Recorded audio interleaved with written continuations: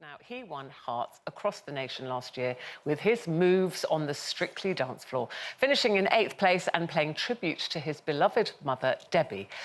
It was only after this experience in the ballroom that presenter Tyler West finally felt able to open up about an unimaginably traumatic event from his childhood, and one that he'd kept a total secret his entire career. And we're delighted to welcome Tyler and his mum, Debbie, to Loose Women today. And welcome.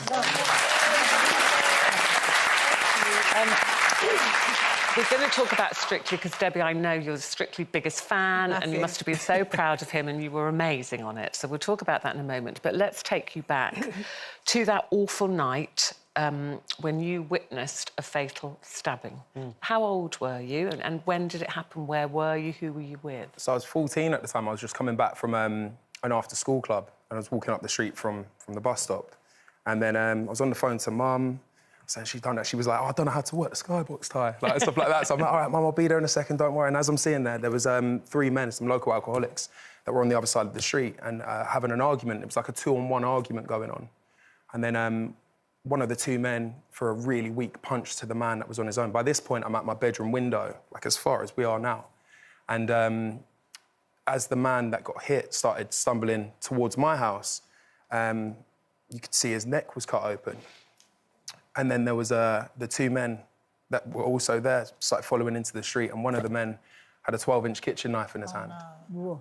And then for that moment then onwards, me and my mum are standing there at this window while she's on the phone to the police, and we're watching this unfold. And it was just, you know, what, 11 minutes that... 11 minutes, I'll my never phone forget. call. 11 From the moment it started to the moment I actually got outside to try and help him, it was 11 minutes. And it's a long time. It's a very long time, and it was multiple stabbing, 37 times. 74 stab wounds. Oh, my God. And 36 slash wounds. So you were, at this point as well, running around the house to get bandages and towels Yeah. because you thought, I need to go out and help this man, which would have proved dangerous, because I think you didn't want your mum to go and help. No, Mum... I was a nurse quite a lot of my life, and when you're a nurse, you just want to help. So every time I tried to go out, the man that was committing the murder went away to his flat, and then he came back and did a bit more. Then he went back and he came back and did a bit more. So every time I tried to go out, he came back. So Tyler was trying to pull me in. And But Tyler, you were we're both key witnesses, but you were the only key witness who did witness the entire event. I presume because you were frozen to the spot, terrified, not believing what was happening before your eyes. Yeah, some people go like their whole lives without witnessing anything like that. And it happened in a year, like a pretty tough year for us at home as it was, and then that just came out of nowhere, and it's indescribable, the sort of knock-on effect that has on the rest of your life, and to the point that it's only now, I'm 26 years old, and being able to sit there with my mum in front of all you amazing people talking about it. It's like, takes such a journey. May I ask you about, you're talking about the ongoing impact, you know, right across the board, but do you still have nightmares about it? Do you still see that in your mind as it stayed with you all those years? Yeah, there's not a day that goes by that you don't think about it, going through something traumatic like that. And I feel it's trauma, it's grief, it's those things there, but it was this idea that I saw a life get taken in front of me. It then just, it triggered attachment issues. I was at counselling. There was, I couldn't use a knife and fork at dinner. I couldn't walk on certain sides of the street. There was a long sort of process of things that, even right up until now, that I'm still sort of like battling and dealing with. And has there been a turning... Sorry, Janet, go ahead. I'd just like to ask about giving evidence in the trial. I mean, one of the problems with all these stabbing cases is that anyone who is a witness places their own life in danger.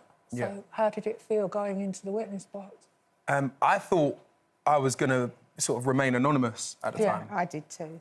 And then you was in the gallery, weren't you? Yeah, I gave my evidence first, and then I was assured by the police that Tyler would give evidence from the room next door, and the only people that would see his face would be the judge, the barristers and the jury.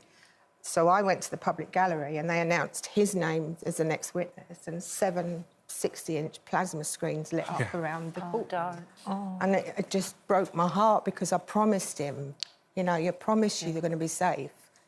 and it didn't happen. And Linda's family, obviously, very sadly, have had some personal experience with the Ben Kinsella family. Yeah, and the scariest thing is when you're in court, when you're at the Old Bailey, is that the family of the perpetrators are sitting next to you. We didn't know. I didn't know who I was sitting behind or in front of. It changes your life forever, because every time your son walks out the door, then you worry sick about if he's going to come home that night, and do they recognise him, and will they try and retaliate and that. So it never ever goes away, does it? But you say, Debbie, that the Ben Kinsella case and the work that Linda and the family do you know have done actually helped. I just want to thank you so much. It's not me, it's the Kinsella family, honestly. They're amazing. All of you did so much.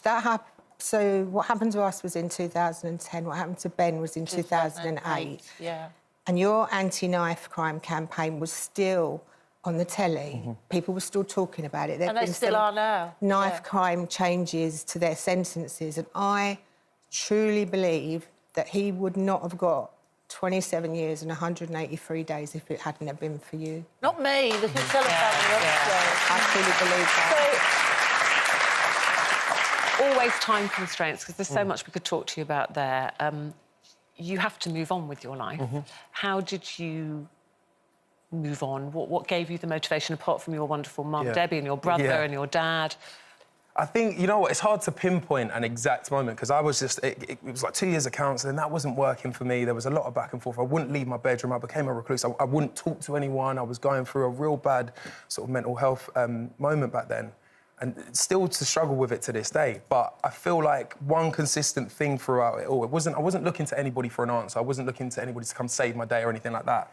But it was surrounding myself with people just that loved me. So sometimes, you know, when you're struggling with your mental health and you're struggling with grief or trauma or anything like that, sometimes you don't need an answer. You don't need to go and do something extravagant out there on the street to combat it. Sometimes it's just somebody coming to you and saying, look, Ty, I'm here, I love you. And that was it for me. Well, you two have been sitting holding hands through all of this. Let's talk about nicer things. We saw you supporting your son doing Strictly, and your brother. You're a massive fan, I know. How did you feel when you said to you, I'm going to be on Strictly? I know, I didn't believe you, did I? No. When he came round to announce it, honestly, I didn't believe him. And then he had tears in his eyes, and I thought, yeah, you might be telling the truth. What was that? It was Fish and Chip Friday. She was like, this is the best fish and chips I've ever had.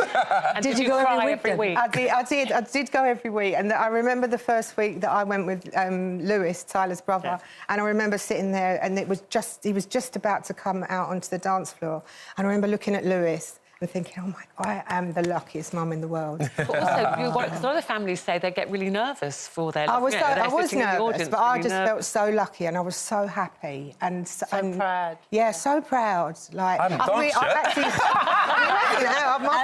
You're going to go on tour. You're going to go on the Strictly tour, following around the country. I won't be dancing, but yeah, I'll be there. And so you're going on the Strictly tour with Diane? Yes, absolutely. Yeah, when does that start? So I've literally just come from rehearsal now, so it starts next week. Have you? How's that getting back into it after a break? I mean, I've got cramp thinking about it right now. It's a lot. I mean, dusting off my dance shoes and getting back on the dance floor, it's really exciting. You want to remember all the steps. It's a really amazing show we've got to do, and we're going, you know, all the way up and down the country. So it's it's going to be an experience. I want to tell you something. You've got the best teeth on television. What